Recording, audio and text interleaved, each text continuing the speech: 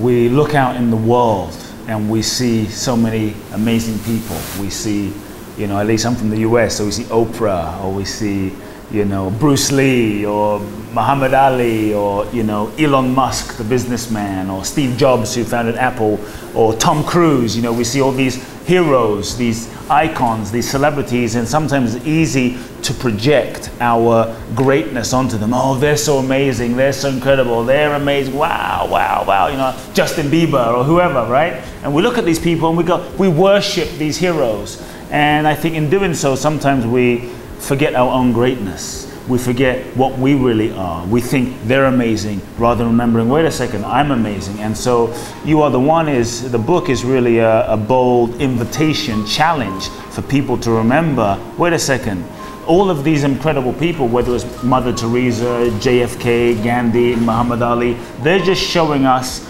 our own capacity for our own greatness. The reason is our conditioning. I mean, if we go a little deeper, it's our conditioning. You know, many times we read the books, we know we should think a certain way, we know we should be a certain way, but the truth is we all get conditioned. And in my book I share a bit about this. You know, from the moment we're born as a child, when we're little babies, right, we're free, we're in touch with aliveness. A little child will jump on the table and sing and dance. It doesn't care if it can't sing like, you know, Ariana Grande or Bruno Mars or Michael Jackson. It's just singing. It doesn't care, right? But it doesn't care if, like, the child will jump on the table naked, hug people, love people. It doesn't care what you think. But all of a sudden we become adults and we start, oh my God, what do they think? What should I do? What if I fail? We have all these questions in our mind. We become so afraid and self-conscious. We're born and maybe we face pain, trauma, abuse, divorce, neglect, you know, abandonment, whatever it is, big or small, we face certain challenges. So a couple of things happen. As children, we learn to disconnect, shut down, not feel. We learn what I call a whole bunch of different defense mechanisms and strategies to shut down, not feel, just so I don't have to feel the pain. So we start developing this mask, this role, this persona, this identity, the sense of who do I need to be in order to be loved. And we think that's who we are. And before you know it, we contort ourselves into a shape and we become this identity, this version of ourselves, thinking this version of ourselves is who we really are. So to discover oneself is to realize your layers of conditioning. You know, realize all the roles that you've been playing.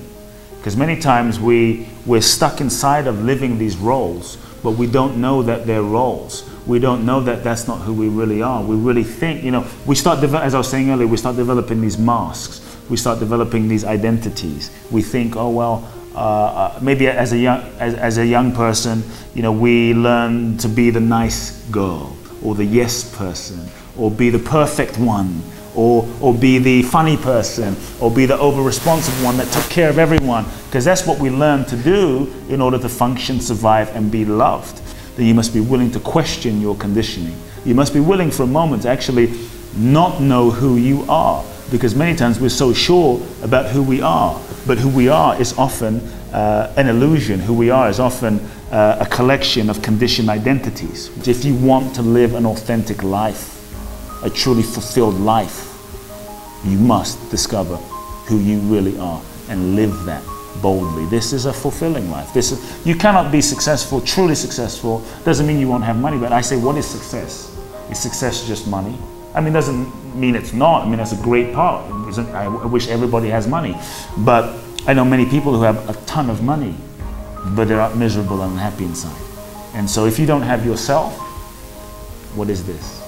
And I believe true success is you being who you are. It is a little scary. Is it easy? No. It will require that you feel things. It will require that you tell the truth. It requires that you feel all the things that you've suppressed. It will require that you have courage to let go of situations, people, circumstance. It will require that you let go of whatever is not truly authentic, whatever is not truly real in your life, so that you can create space. You might lose friends. You might lose relationships. You might change your job. Things will change. The Bali experience is a 12-day immersion, experiential seminar training without walls, in Bali.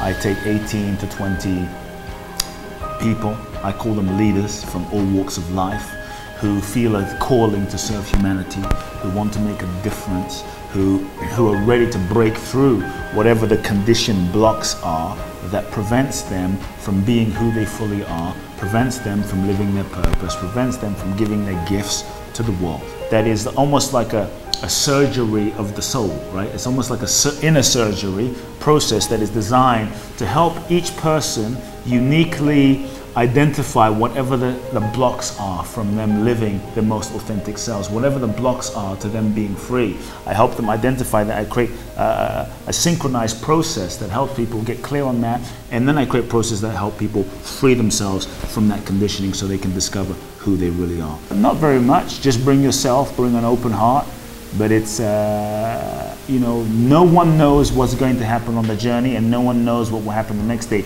You are going into the unknown. It's a hero's journey. You must, in the unknown, you must face yourself, you must face your fears, you must face your demons, you must face your dragons, you must face whatever has held you back and overcome them and work through them and then come back to the world. Sure, I was born in Ghana, West Africa. My father's from Ghana, my mother's Japanese. I grew up in London, and so I'm from everywhere.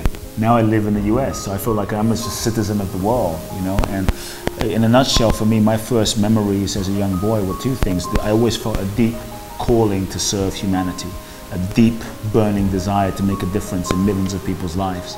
Week after week, I grew up seeing blind people see and deaf people hear, and people stand up out of wheelchairs. The same man whose hand she picked up would look at a woman in a wheelchair and say, "Why are you in this wheelchair? Stand up.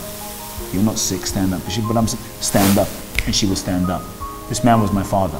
And so I grew up with a very unique father who had, you know, capabilities. They called him the miracle man of Africa. He built 300 churches in Ghana, West Africa, a huge church in London, hundreds of thousands of followers. When I was age 8, I started speaking in my father's churches, giving talks. When I was 14, I was ordained as a minister.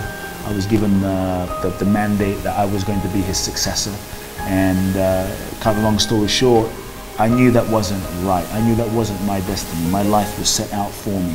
You know, everyone had the expectations for who I was going to be and how I was going to live my life, but I knew that wasn't my life. And so for me, my vision is to, you know, over the next 20 years, 30 years, 40 years, 50 years, is to take, you could say, spirituality, self-help, personal growth, to get people thinking about who they really are, to discover who they really are. Because I feel when you discover who you really are, then you can give who you really are. When you give who you really are, then society benefits.